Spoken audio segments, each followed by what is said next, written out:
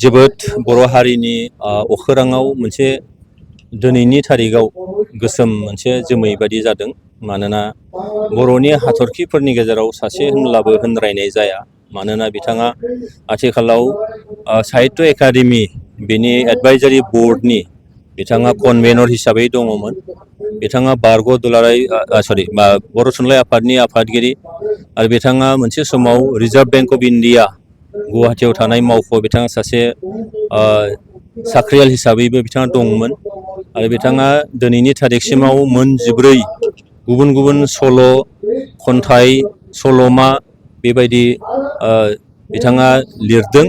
बेजों लोगोसेनो बिथाङा माखासे प्लेबो खालामदों, जेरैहाय